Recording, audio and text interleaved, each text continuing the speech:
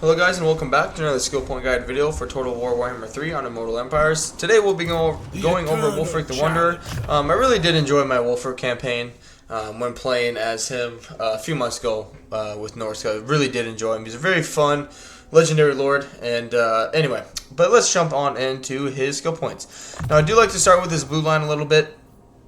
I like to grab the casualty replenishment rate. You're going to be doing a lot of melee, or have a lot of melee units in your army rather, and so being able to replenish them over the end turn, because it's going to take a while for you to get some of your replenishment heroes in the Bale Fiend here, and so you're not going to get that to a tier 4. It's going to take a while. Even though you will get some extra replenishment once you're in the raiding camp stance, it doesn't help to just bump that up a little bit more. Other than that, I do like to go down the Swelling of Doom just for some extra growth. You're not going to be growing terribly fast with Norska. Your growth building only gives you plus 30 growth, so it's not going to just instantly boom like 40-50 growth. It's just not going to happen. So grabbing that extra little bit of growth in the province is definitely going to be handy. The Devourers of the Flesh I really like because it increases some hero capacities for your Skinwolf Werekins, and they're pretty powerful as well in terms of a hero themselves. So really like that. After that, I do like to go down the rest of his blue line just a little bit.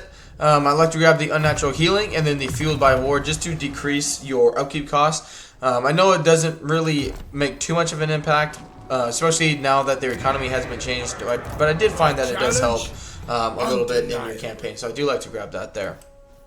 Now, other than that, I kind of like to go down his melee line a little bit. He doesn't have terribly good stats. If we take him off his mount, like, he's got really high melee attack, melee defense to start off with, but his weapon strength is what is really lacking.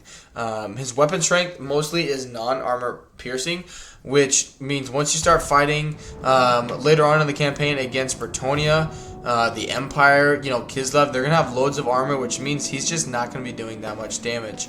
Granted, you should at that point have your War Mammoth, so you will be doing, some armor piercing damage and have that bonus versus infantry being super high for your melee attack.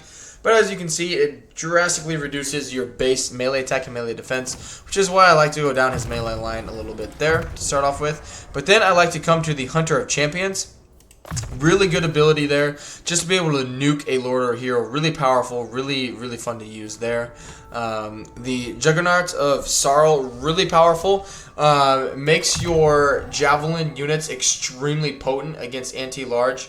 It's basically like blunderbusses for large units, so I really like to grab that.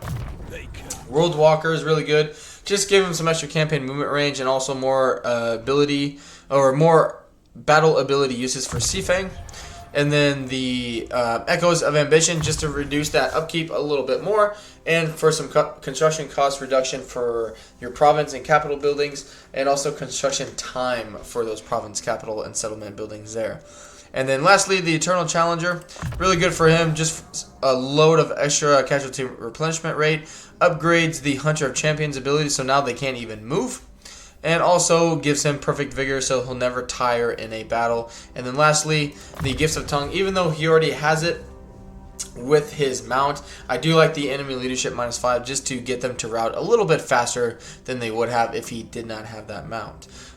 Now, after going down his special skill line, I do like to come back down to his melee line and finish that out, just making him as strong and powerful as he can be once he is in melee.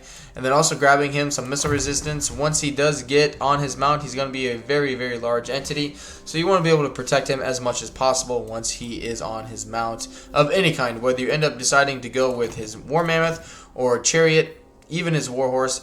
All that missile resistance will help out in your battles there.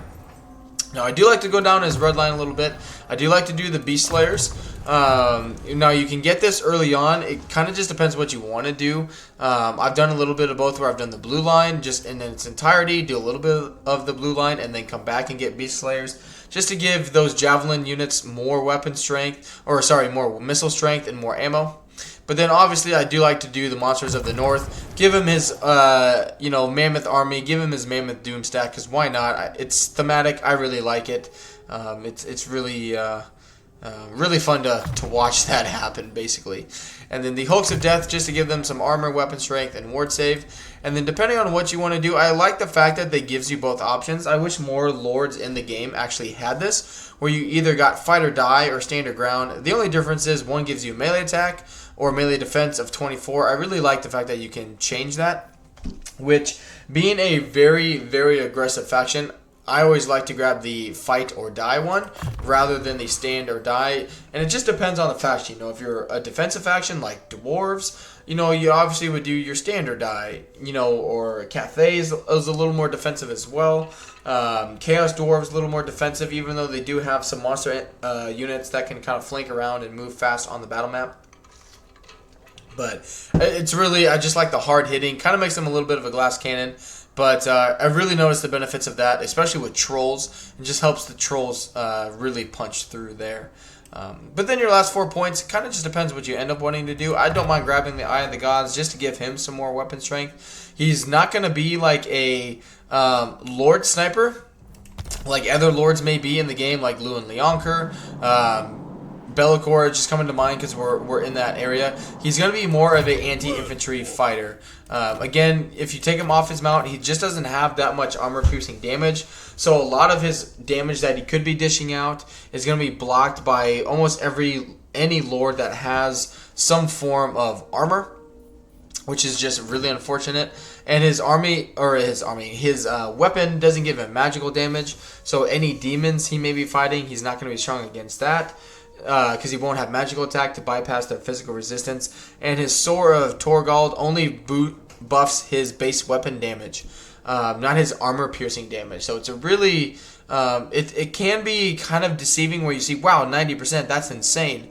But that can still all be blocked by loads of armor, loads of melee defense. And really, he's only guaranteed to really be dishing out 221 damage with that armor-piercing stat. So really got to be careful with that, which is why when I do have him on his War Mammoth mount, I just focus him on being a anti-infantry machine. Try and use him to disrupt some missile units if you can.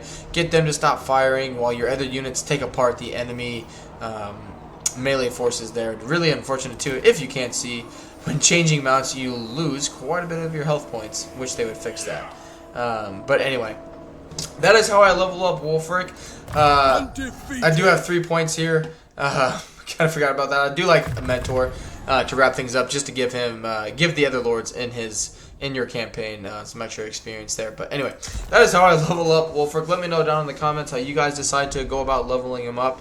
Again, always interested to hear how you guys go about things differently, just in case I'm missing something or other bonuses that you guys have found that I totally missed or whatnot. I do enjoy hearing those things from you guys. But don't forget to leave a like on the video and subscribe to the channel if you guys are enjoying the content.